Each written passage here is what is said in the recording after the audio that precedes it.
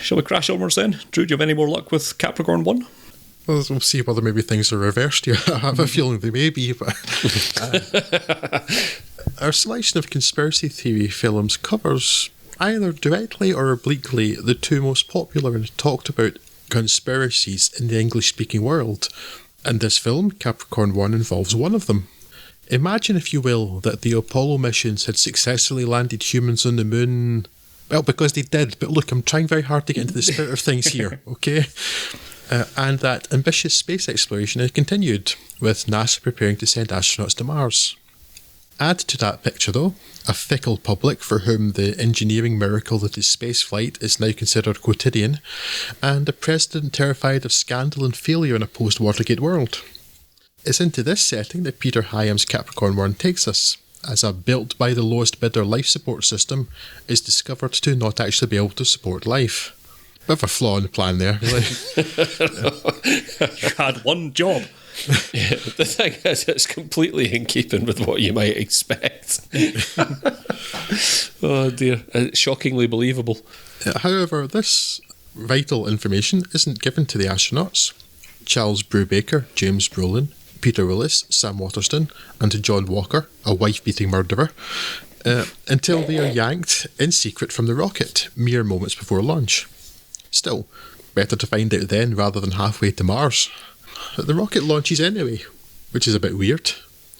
Well, it turns out that the failure reverse president wants the mission to seem a success, so the astronauts are sequestered in an abandoned military installation, replete with a full-size replica landing craft, and the soundstage set up to pass as the surface of the red planet. But what if the astronauts' morals cause him to raise objections? My morals cause me to decline to partake in this charade, is the objection raised by Brubaker. To which Mission Chief James Kellaway's ready response is, well, then we'll explode the bomb that's on the plane your families are currently all on. Oh, and by the way, I'm totally being compelled to do this by forces outside my control, and I'm clearly not an integral and willing part of this evil scheme, honest. Not being left with a lot of choice, the Earthbound crew sit in a shed for 2/3 of a year until called upon to land on Mars for the cameras. Then a good bit more thumb-twiddling until the Capricorn spacecraft returns to Earth and they're sneaked into the recovery capsule while nobody is watching. Well, that's the plan. And while it seems that nothing could go wrong with this entirely well-considered and foolproof conspiracy, something goes very wrong with this entirely well-considered and foolproof conspiracy. And the failure in the spacecraft sees it explode in re-entry. Shocker-rooney. The astronauts grok pretty quickly what has happened and that they are now a liability, and make an escape, commandeering a plane and getting about 20 minutes away into the Texan desert before running out of fuel. Remember, this was a time when you could get on a plane and pay for it in your seat.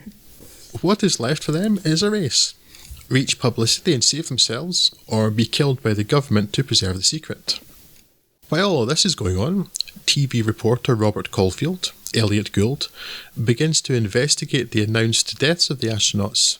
His suspicions already aroused by the bizarre disappearance of his NASA employee friend and the fact that someone tampered with his car in an effort to kill him. His efforts will lead him to be the astronauts' crucial and only ally. I'd never seen Capricorn One before and had really been quite looking forward to watching it, having wanted to see it for a while now. I'm glad to say I was not disappointed, as Hyam's film is a hell of a lot of fun, and while it's not unfair to describe it as a polished B-movie, is entirely undeserving of the apparent scorn it received in many quarters on its release. Its premise is no less daft than that of the dreary Parallax View, and its climactic helicopter chase scene is several orders of magnitude more entertaining than the 1970s ubiquitous and almost always boring police car variant. Perhaps the biggest problem is with the astronauts. James Brolin fares best, though his straight-laced hero may be believable but is hardly interesting, and his colleagues are barely characters at all. Around them, though, things are much better, with Hal Holbrook all too believable as the scheming Dr. Kellaway, and Elliot Gould great as the reporter, playing it with just enough of a wink to stop it becoming too earnest. And is Telly Savalas as a crotch-eating, crop-dusting pilot stunt casting? Absolutely. And do I care? Absolutely not.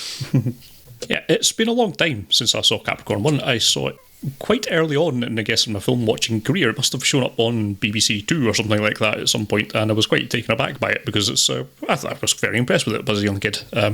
Through modern lenses, I'm maybe a bit less impressed with it, but I still enjoyed it watching it again. I think it is one of those films that in my memory has kind of compressed down to the half hour of really good bits and sort of I've edited out kind of some of the duller stretches that's in there. But I generally agree with everything you say there, Drew. Lots of things to like. I like Elliot Gould's arc. There's lots of nice touches throughout it. There's some very strange touches. There's some bits that look awful. It's part of that when they're being chased through the desert, which is a sequence that goes on for far too long as well, but I don't understand why it's there. But I do like when they have two black helicopters chasing him and they lose him at one point, so the helicopters stop next to each other and turn round to look at each other, so they're shrugging their shoulders and then fly off. They needed to dub in a where? No, absolutely.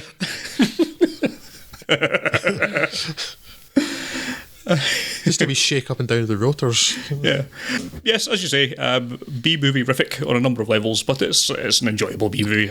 I think it stands up to the test of time reasonably well, and yes, quite enjoyable, and it's just nice little undemanding film to watch. Yeah, yes. I think it's a good yarn. It is.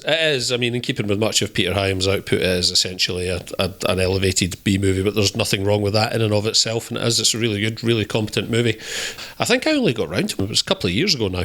It was a huge blind spot for me, and I really enjoyed it. It was one of those films I made the mistake of trying to watch late at night, and I fell asleep on first viewing. But I was really happy to go back and watch a catch up on it the following night.